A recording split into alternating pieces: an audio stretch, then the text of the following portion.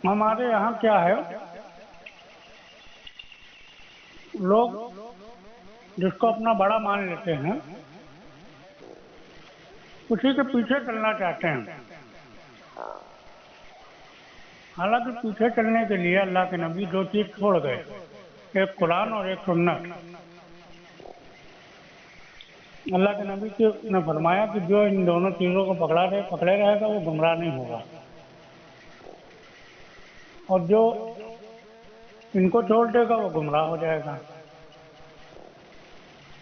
تو ہمیں ہر ایک کی بات کو لینا ہے جو قرآن و سنت سے بتلا ہوئے، اور جو قرآن و سنت کے خلاف بدلا ہوئے وہ چاہے جو ہو، مولانا ہو، جماعتی ہو، ذمہ دار ہو، امیر ہو، کسی کی بات نہیں لینا ہے جو قرآن سنت کے خلاف ہو۔ تو ہم لوگوں کے ساتھ مسئلہ یہی کھڑا ہے کہ ہم اپنے جس کو ہم نے بڑا مانا ہے، امیر مانا ہے، اس کی بات تو ہم نہیں چھوڑ سکتے ہیں، قرآن سنت چھوڑ دیتے ہیں۔ تو ہر انسان کے اپنی زندگی بنانے کا معاملہ ہے، ہر انسان سے اپنے اپنے قبر میں سوال ہوں گے، ہر انسان کو اللہ نے عقل دی ہے، اس کے بارے میں پوچھا جائے گا۔ اور پھر اللہ نے یہ بھی بیان کیا، اللہ ہی نے بتلایا کہ لوگ آخرت میں یہ عذر رکھیں گے کہ ہم تو ان کی اقتدا کرنے والے تھے، ان کے ساتھ چلنے والے تھے، ہم کو انہوں نے گمراہ کیا۔ تو اللہ یہ عذر قبول نہیں کریں گے،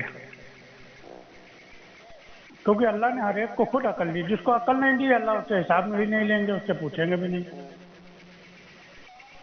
وہی بات ہے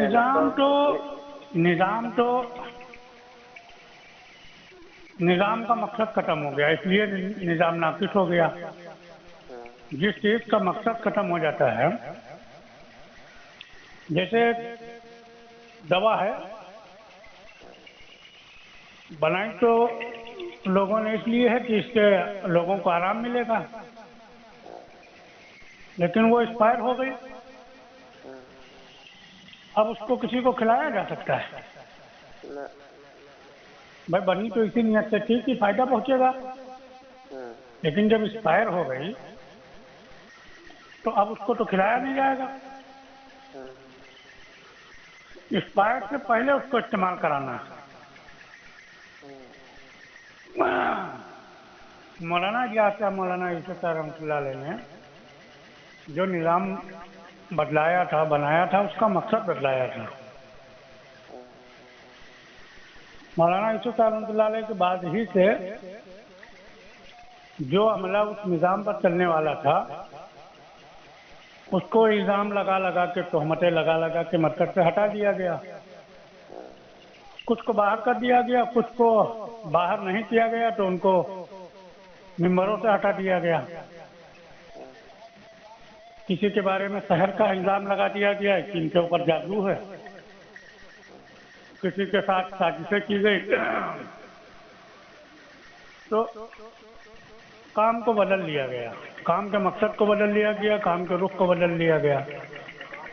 اب یہ حالات ہیں کہ کام نظام میں اب نکلنے کی بات تو ہے، تعلیم کرنے کی بات تو ہے، گشت کرنے کی بات تو ہے، لیکن کیوں نکلنا ہے تو اس کے لیے یہ بتلایا جاتا ہے کہ 40 دن میں 40 گشت کرنا ہے، 80 تعلیم کرنی ہے،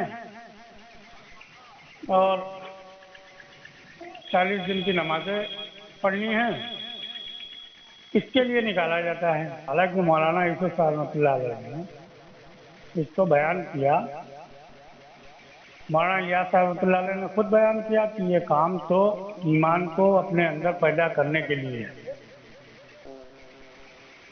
مولانا یوسف رحمۃ اللہ علیہ نے فرمایا کہ اگر تم اس راستے میں نکل کر اپنی زندگی کا رخ نہیں بدلنا چاہتے ہو، یعنی سبب کا یقین نہیں ختم کرنا چاہتے ہو، دنیا کا یقین نہیں توڑنا چاہتے ہو، تو ہاتھ جوڑ کے فرمایا کہ اس کام میں مت آؤ، واپس چلے جاؤ۔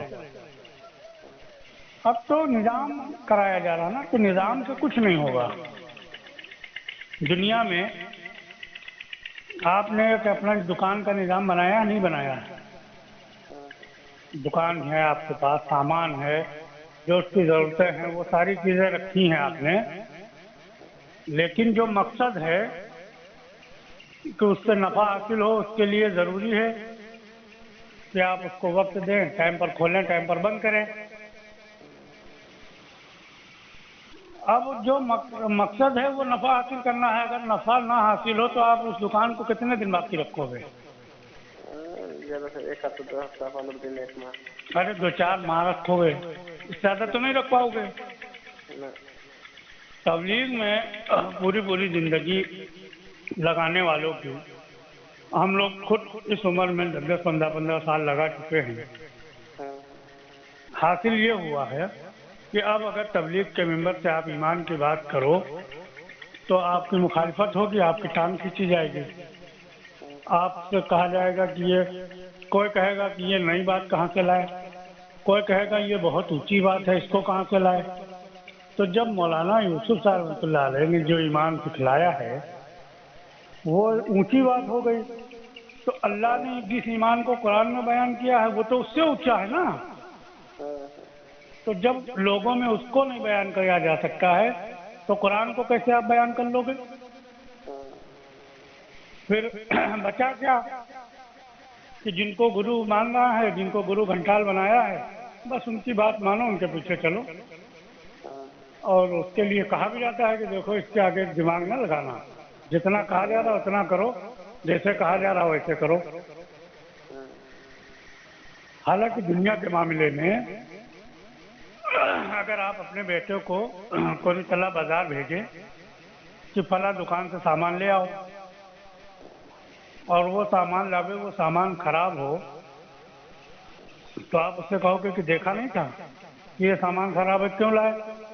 اور وہ یہ کہے کہ ابا آپ نے کہا تھا کہ فلانے کی دکان سے لانا، ان کے یہاں یہی سامان تھا، اس کے بغل والی دکان پہ اچھا سامان تھا، تو آپ کہو گے تمہارے عقل نہیں ہے کہ اچھا سامان جہاں ہے وہاں خریدا جائے؟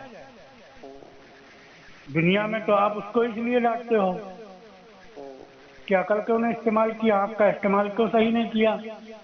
دیکھنا چاہیے۔ اور جہاں دنیا اور آخرت کی زندگی کا معاملہ ہے، ہمیشہ ہمیش کی کامیابی ناکامی کا معاملہ ہے، وہاں آپ لوگوں سے کہہ رہے ہو کہ جتنا کہا جائے اتنا کرو، جیسے کہا جائے ویسے کرو، اپنا دماغ لگاؤ گے تو گمراہ ہو جاؤ گے۔ اور اللہ قرآن میں کہہ رہے ہیں کہ کیا تم کو عقل نہیں دی ہے؟ کیا تم غور و فکر نہیں کرتے ہو؟ کیا تم دیکھتے نہیں ہو؟ کیا تم سوچتے نہیں ہو؟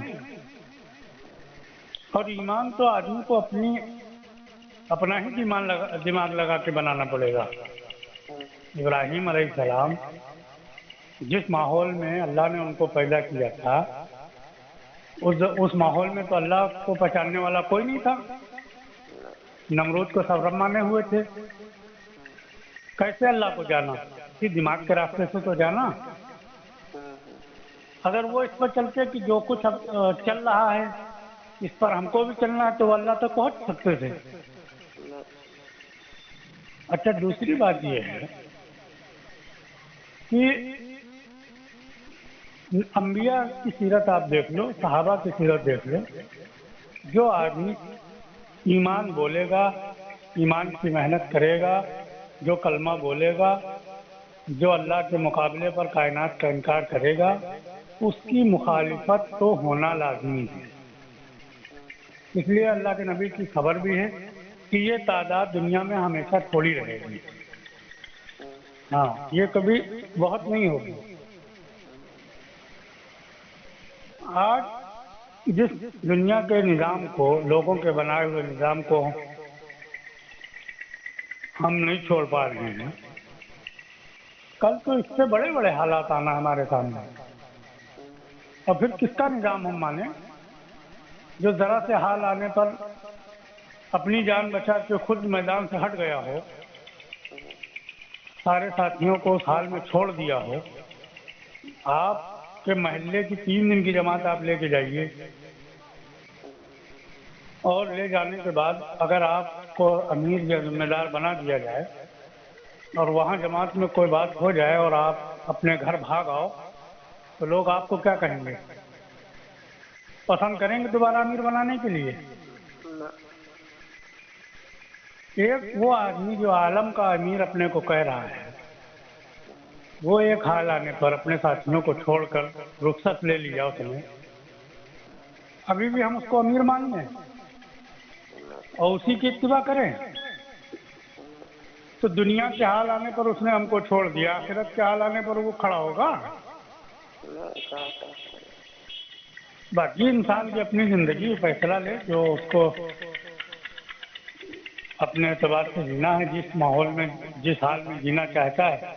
موت تک کے لیے اللہ نے اس کو اختیار دیا ہے، موت کے بعد اللہ ہر چیز کا حساب لینے والے ہیں، اور اللہ نے آخرت اور دنیا دونوں کو کھول کے بیان کر دیا ہے، کامیابی اور ناکامی کو بیان کر دیا ہے۔ کسی کی محتاجگی اللہ نے رکھی ہی نہیں، جو آج یہ کہا جا رہا کہ بڑوں کی نہیں مان کے چلو گے تو گمراہ ہو جاؤ گے، تو اللہ نے کہیں بیان ہی نہیں کیا اس کو۔ وہ تو قرآن اتار دیا، اللہ کے نبی کی سنت، دو چیزیں ہیں، اس پر جو چلے گا وہ کامیاب ہوگا، جو اس سے ہٹ جائے گا وہ ناکام ہوگا۔ یہ سارا نظام ہے۔ باقی کوئی کیا کرتا ہے، ہم لوگ کسی کو منع بھی نہیں کرتے ہیں اور کسی کو اس کی اب دعوت بھی نہیں دیتے ہیں اس نظام کی طرف چلنے کی۔ یہ تو 100% پکی اور سچی بات ہے۔ اس نظام میں وقت لگا کہ آپ ایمان نہیں سیکھ سکتے ہیں، نہ بنا سکتے ہیں، آپ کو سیکھنے ہی نہیں دیا جائے گا۔ نظام سمجھا کے نکلا جاتا ہے، اسی لیے نظام کی کارگزاری ہوتی ہے۔ اس کی کوئی کارگزاری آج تک ہوئی کہ تم کیا بن کے آئے ہو، کیا فیصلہ لے کے آئے ہو، اللہ سے کتنے قریب ہوئے، اللہ سے کتنے دور ہوئے، تمہاری نماز میں اللہ کا دھیان آیا کہ نہیں آیا، 40 دن تکبیر اولیٰ سے نماز پڑھی، 120 دن 4 مہینے تم نے تکبیر اولیٰ سے نماز پڑھی تو نماز میں اللہ کا دھیان آیا، نماز سے تمہارے مسائل حل ہونا شروع ہوئے نہیں ہوئے، اس کا کوئی تذکرہ ہی نہیں، کیونکہ اس کے لیے نکلے نہیں جاتا ہے۔ نکلا تو وقت پورا کرنے کے لیے، نظام کو پورا کرنے کے لیے جاتا ہے، تو نظام پورا کرتا ہے آدمی، پھر جب لوٹتا ہے ذرا سے حال آتا ہے نظام سے ہٹ جاتا ہے وہ۔ ایمان سیکھنا ہے۔ باقی اس میں اگر آپ یہ پرواہ کرو گے کہ لوگ ہم سے نہ ٹوٹیں، لوگ ہم سے نہ خفا ہوں، تو اللہ کے نبی کی سیرت دیکھو، جیسے ہی کلمہ پیش کیا سب سے پہلے چچا نے مخالفت کی، سب سے پہلے خاندان سے مخالفت ہوئی، گھر سے مخالفت ہوئی۔ تو یہاں تو بس یہ ہے کہ آپ کو کنارہ ہی ہونا پڑے گا اگر اپنی ذات بنانی ہے۔ اپنے مسائل نماز سے حل کرانے پڑیں گے، اتنی محنت کرنی پڑے گی کہ ہمارے مسائل نماز سے حل ہوں۔ باقی گھر والوں کے مسائل ہیں، ان کو آپ جس راستے میں جس شکل میں آپ جا رہے ہو وہاں سے لاؤ، ان کی حاجتیں پوری کرو، اور اس میں جو اللہ نے اور لوگوں کا حق رکھا ہے ان کا بھی ادا کرتے رہو، جو کما کے لاؤ اس میں جن کا حق ہے وہ ادا کرتے رہو۔ ان کے لیے ان کو پتھر نہیں بندھوائے، ان کے یہاں تو جو فاتح ہوئے تو انہوں نے اپنے جو نہیں جاتے تھے انہوں نے اپنے بیوی بچوں کا وہ ماحول بنایا تھا کہ وہ صحابی رسول ہیں، اور بیوی بھی فاتح سے ہے، خود بھی فاتح سے ہیں۔ وہ جنگل چلے گئے اپنے فاتح کو ظاہر نہ ہونے پائے لوگوں پر، اور بیوی نے گھر میں آگ جلا دی کہ جب دھواں اٹھے گا تو لوگ سمجھیں گے ان کے گھر کھانا بن رہا ہے۔ تو اگر وہ ماحول بن جاتا ہے کہ ہر ایک کی نگاہ گھر میں اللہ کی طرف ہو جائے، اس کی محنت کرتے رہنا ہے، تو پھر آپ جاؤ نہ جاؤ کوئی مطلب ہی نہیں ہے، کیونکہ آپ کی بیوی بچے آپ سے سوال کریں گے ہی نہیں۔ تو ہم اس لیے نہیں جا رہے ہیں کہ ہم ان کے رب ہیں، ہم اس لیے جا رہے ہیں کہ ان کے حقوق ہیں ہمارے اوپر، ان کے حقوق ہیں وہ ہمیں پورے کرنے ہیں۔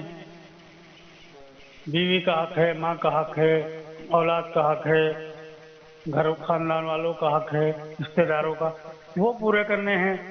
اگر آپ بن جاؤ تو سب کے حق آپ نماز سے پورے کر سکتے ہو، اللہ سے لے کر اعمال کے ذریعے سے، تو بہت اچھی، یہ تو اعلیٰ قسم کی بات ہے۔ ادنا قسم یہ ہے کہ خود اپنے مسائل نماز سے حل کراؤ اور گھر والوں کو آپ اپنی تجارت سے، اپنے کاروبار سے لا کر ان کو ان کی حاجت پوری کرو۔ یہ ادنا قسم ہے۔ اعلیٰ قسم یہ ہے کہ سب کچھ چھوڑ دیا جائے۔ تو ابھی چونکہ ہم لوگوں، معاملہ یہ ہے کہ ابھی تو ہم لوگ اس سطح پر نہیں پہنچے ہیں، تو ابھی ادنا قسم پر ہم محنت کر رہے ہیں۔ جس دن ادنا قسم والے ہو جائیں گے اس دن اعلیٰ قسم کی محنت کریں گے انشاءاللہ۔ اس لیے مدفع مولانا یوسف رحمۃ اللہ علیہ نے بھی فرمایا کہ تم پہلے چپکے اپنے چھوٹی چھوٹی حاجتیں نماز سے پوری کراؤ، پھر بڑی بڑی پوری کرانا۔ جب تم اپنی حاجتیں پوری کرا لینا، پھر اپنے گھر والوں کی حاجتیں پوری کرانا۔ اس کے بعد پھر تم نکل جانا ملک میں، پھر ملک کے صدر کے پاس جا کے اس کو دعوت دینا کہ اللہ سے ہوتا ہے، تم سے نہیں ہوتا ہے، اللہ کے غیر سے نہیں ہوتا ہے۔ پھر وہاں رکاوٹ آوے، وہیں 2 رکعت نماز پڑھ کے اللہ سے کہنا، پھر وہ خود باہر آ کے تمہیں بلاوے گا۔ پھر تمہاری بات مان لے تو ٹھیک ہے، نہ مانے اللہ سے کہہ دینا، اللہ اس کو موت دے دیں گے، 1-2 مر جائیں گے، ساری دنیا تمہارا راستہ نہیں روک پاوے گی، چاہے چلے جاؤ۔ تو کیا آدمی یہ سوچے گا کہ رفیق علیہ السلام کا راستہ روکیں گے، دعا کر دے گا، مر ہوتا جائے گی۔ موت سے ہر آدمی ڈرتا ہے، چاہے بادشاہ ہو، جتنا بڑا عہدے پہ ہوگا اتنا زیادہ ڈرتا ہے۔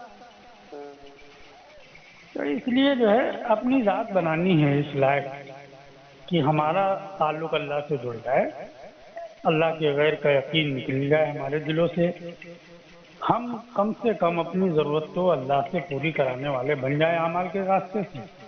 اور اعمال کے راستے سے پوری کرانے کے لیے نماز کو قبول کرانا پڑے گا۔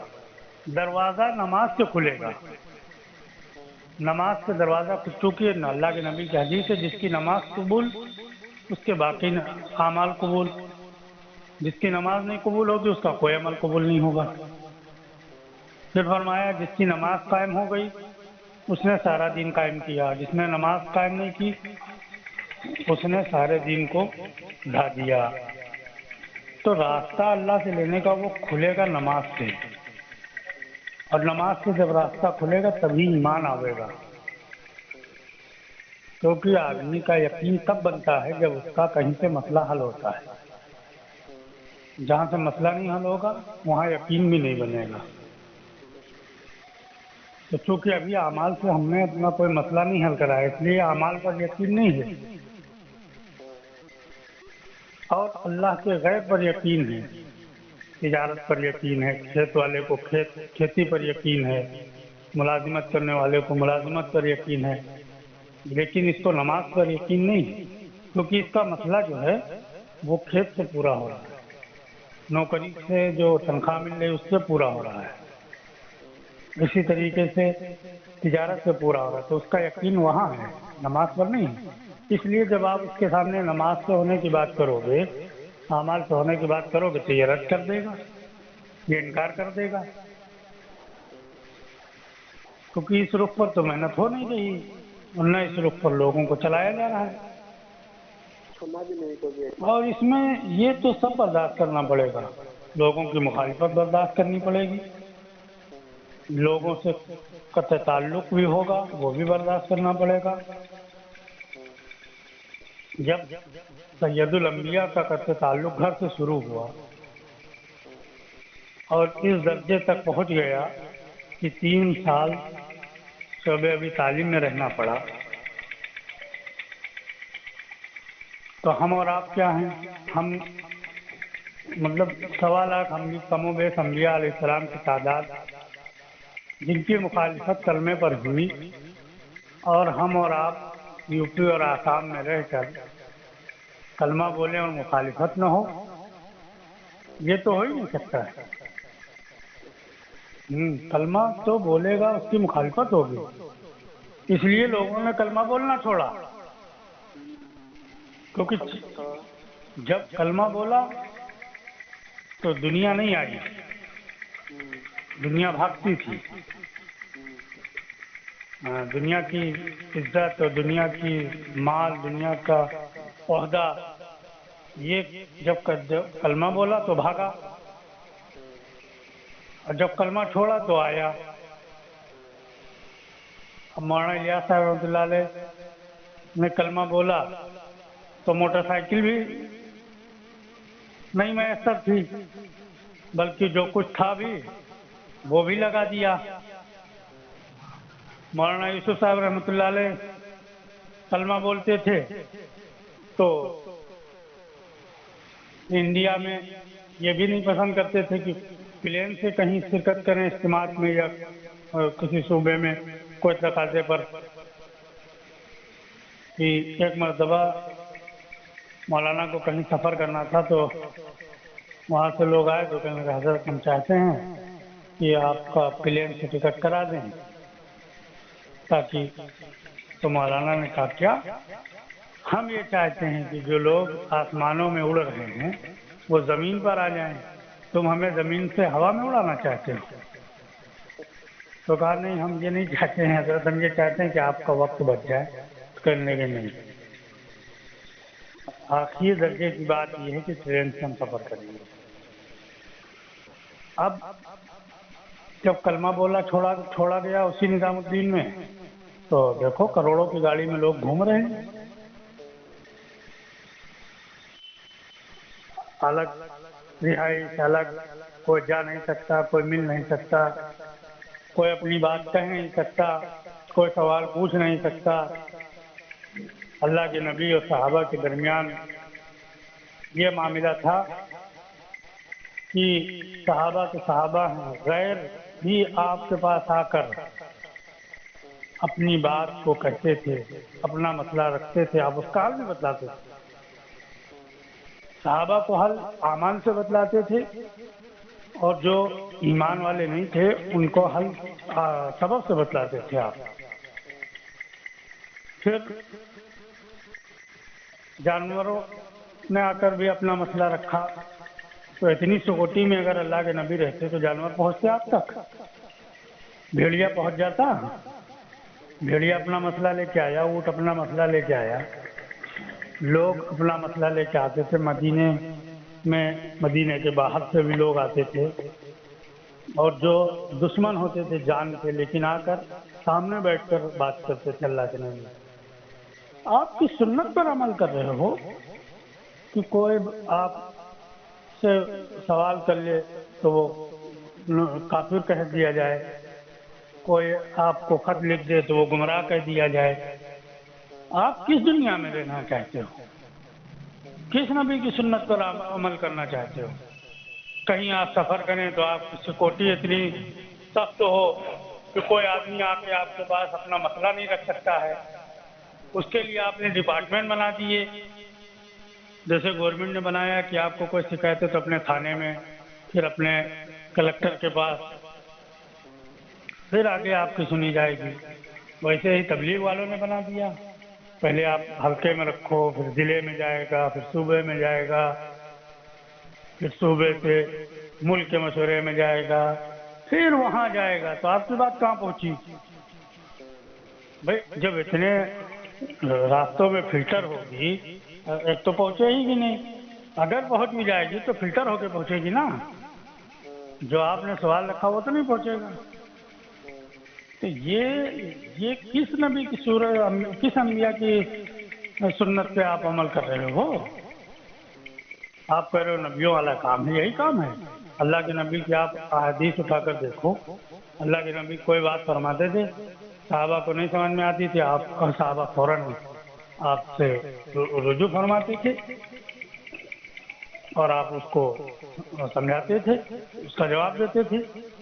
आपसे कोई सवाल भी नहीं कर सकता है, आपसे कोई बात नहीं कर सकता है। तो अगर किसी के दिल में कोई बात है, कोई सवाल पैदा हुआ है, कोई चीज़ समझना चाहता है, किससे समझेगा जाके? बात आपने कही समझने के लिए, वो अपने हल्के में जाएगा, वो क्या समझाएगा? क्योंकि बात तो वही समझा सकता है जिसने कही है, दूसरा कैसे समझाएगा? تو یہ حالات ہیں، ایسے ہی اللہ کی طرف سے حالات نہیں آئے ہیں۔ جس جگہ سے یہ دعویٰ کیا جاتا ہو یہ نبیوں والا کام ہے، وہاں ایسے حالات آ جائیں کہ تالا پڑ جائے، ایسے ہی حالات آ گئے۔ پھر ہم ہی لوگ تو ممبر سے، اور یہی طبقہ تو ممبر سے بیان کرتا تھا کہ زمین پر ایک پتا نہیں گرتا اللہ کی مرضی کے بغیر، تو زمین پر پتا اللہ کی مرضی کے بغیر نہیں گرتا ہے، اور مرکز میں تالا اللہ کی مرضی کے بغیر لگ گیا ہے۔ نہیں، آپ ہم کو بتاؤ اللہ کی مرضی کے بغیر لگ گیا ہے؟ نہ، جو ہوتا ہے وہ اللہ ہی کی طرف سے۔ بنگلہ دیش کی اکثریت علماء نے بنگلہ دیش اجتماع میں شرکت نہیں کرنا تھی اللہ کی مرضی کے بغیر۔ آپ ہم کو تو کہتے ہو کہ علماء کی اطاعت ضروری ہے، تو آپ نے وہاں خوریزی کرا دی، ہزاروں کی تعداد میں لوگ وہاں شہید ہو گئے، طلباء شہید ہو گئے، علماء شہید ہو گئے، اور مسلمان شہید ہو گئے، تو آپ کو یہ حدیث سب نہیں آتی کہ اللہ کے کرنے سے ہوتا ہے؟ آپ لوٹ آتے، پاکستان کے دروازے آپ کے لیے بند ہوئے، تبلیغ کے لیے عرب کے دروازے بند ہوئے، تو مطلب خالی ممبروں سے یہ بات کہی جائے گی کہ دنیا میں حالات اعمال کی بگاڑ سے آتے ہیں؟ جب ہمارے اوپر حالات ہے تو ہم کو نہیں غور کرنا چاہیے کہ ہمارا کون سا عمل بگڑا ہے؟ تب یہ کہہ کے چھٹی لے لی جائے گی کہ حکومت کی سازش ہے، تو حکومت کو گالیاں دی جائیں گی، اور ممبر سے یہ بیان کیا جائے گا کہ دنیا میں حالات اعمال کی بگاڑ کی وجہ سے آتے ہیں۔ تو جب حالات آئے تھے تو اعمال درست کرنے چاہیے تھے نا، تو جب حالات آ جاتے ہیں تو آدمی کہتا ہے کہ وہ حکومت کی وجہ سے ہو رہا ہے، تو حکومت کی وجہ سے نہیں ہو رہا، اعمال کی وجہ سے ہو رہا ہے۔ جو عمل ہم کر رہے تھے وہ عمل ناقص تھے، ان عمل کا مقصد نکلا ہوا تھا۔ جیسے انسان کے جسم کا مقصد اس کی روح ہے، روح نہ ہو جسم بیکار ہے۔ ہر کام کا مقصد جو ہوتا ہے وہی اس کی روح ہوتی ہے۔ اب اس نظام کا مقصد جو تھا وہ تو نکل گیا، تو روح تو نکل گئی، اب بچا جسم، اس کی کیا ویلیو رکھے گی؟ اب بغیر روح کیا نظام چل رہا ہے؟ اس لیے اس نظام سے اب باطل ہمارے اوپر غالب ہو رہا ہے۔ ہم دعویٰ چاہے جتنا کریں کہ باطل ٹوٹے گا، باطل نہیں ٹوٹے گا، باطل غالب ہو رہا ہے، باطل ٹوٹ کہاں رہا ہے؟ تو یہ ہے معاملہ، اپنی ذات بنانے ہی کے اصل معاملہ ہے، کیونکہ قبر میں ہم جائیں گے، سوال ہم سے ہوگا، پہلا سوال ہوگا من ربک، اپنی حاجتیں اپنی ضرورتیں کس سے پوری کرائیں گے؟ اب ہم غور کریں دنیا میں کس سے پوری کرا رہے ہیں؟ جس سے پوری کرا رہے ہیں وہی تو جواب نکلے گا، دوسرے سے نکل آئے گا۔ ہم معلومات کا نام علم سمجھ رہے ہیں، ہم معلومات کا نام ایمان سمجھ رہے ہیں، تو نہ معلومات کا نام علم ہے، نہ معلومات کا نام ایمان ہے۔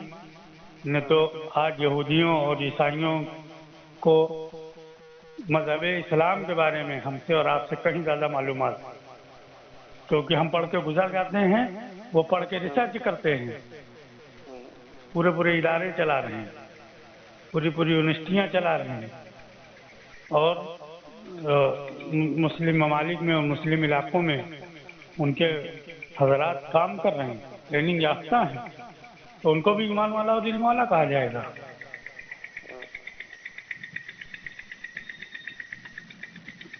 تو یہ ہے معاملہ، اس لیے ہم لوگ بھی تھوڑا سا فون نہیں کر رہے ہیں لوگوں کو، کیونکہ جو بات ہے وہ سامنے ہے۔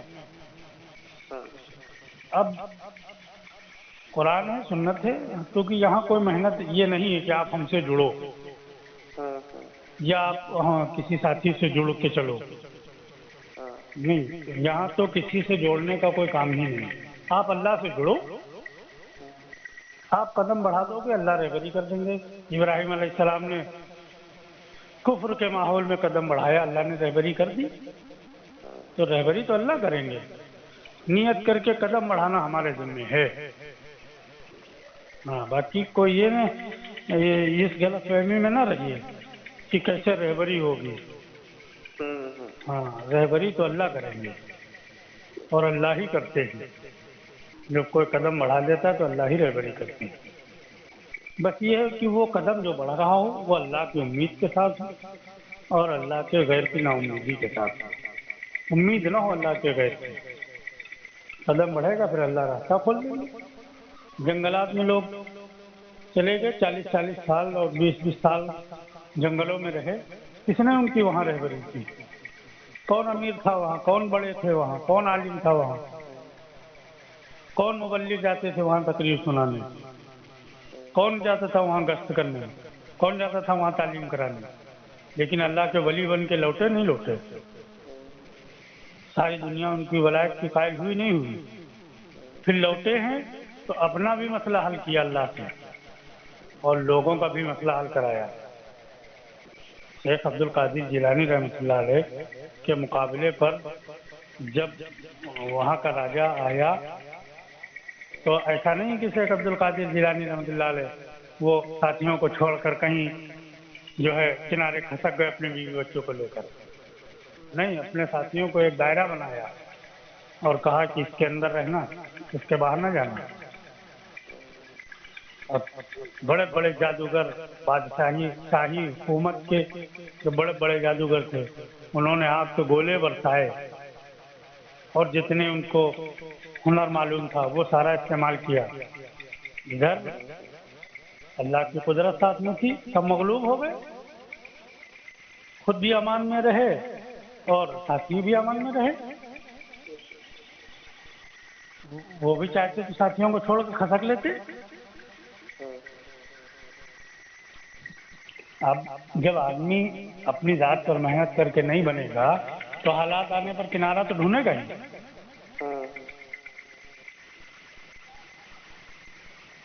ایک ملاح ہوتا ہے کشتی چلانے والا، کیونکہ کشتی تو آپ کے یہاں بہت ہیں، آپ لوگوں تو زندگی کشتیوں پہ کٹی جا رہی ہے، اتنی بارش کی اتنا پانی ہی ہوتا ہے۔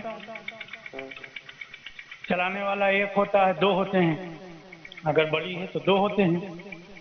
جب وہ ندی میں پلٹ جاتی ہے تو ندی سے پانی میں، چاہے ندی کا پانی ہو یا جھیل کا پانی ہو، تالاب کا ہو، جب وہ پلٹ جاتی ہے تو سب اپنی اپنی جان بچانا، جو بیٹھے ہوتے ہیں اس پر سب اپنی اپنی جان بچانے کی فکر کرتے ہیں، لیکن کشتی چلانے والا سب کو بچانے کی فکر کرتا نہیں کرتا ہے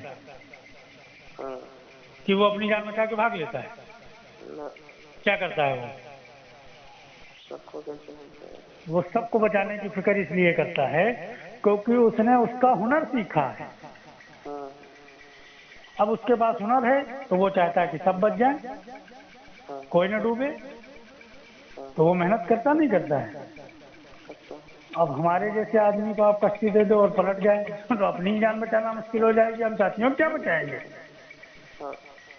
تو یہ ہوا ہے مولانا یوسف صاحب رحمۃ اللہ علیہ کے زمانے میں اور مولانا الیاس صاحب رحمۃ اللہ علیہ کے زمانے میں بھی مرکز کے حالات آئے تھے، اور یہ حالات تو کچھ بھی نہیں تھے، یہ حالات کچھ نہیں تھے۔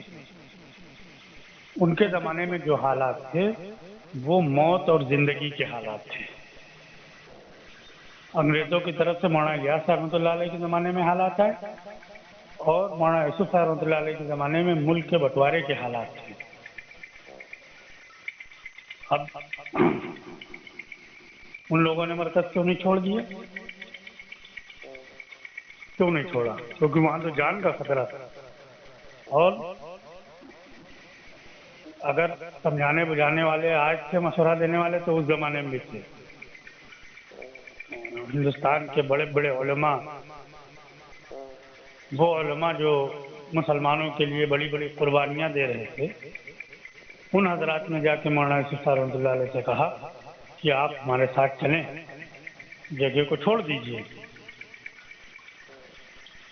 اور مولانا یوسف رحمۃ اللہ علیہ بھی عالم اور سمجھانے والے بھی عالم، انہوں نے کہا کہ حضرت جان کا بچانا فرض ہے، تو حضرت نے فرمایا کہ سنیے، جان کا بچانا فرض نہیں ہے، ایمان کا بچانا فرض ہے۔ ان لوگوں نے مرکز نہیں چھوڑا، اور اسی مرکز میں جب حالات آئے تو اللہ سے کہہ کے اپنا مسئلہ حل کرا لیا۔ سب کی جان کی بھی حفاظت ہوئی، سب کے مال کی بھی حفاظت ہوئی، سب کی عزتوں کی بھی حفاظت ہوئی۔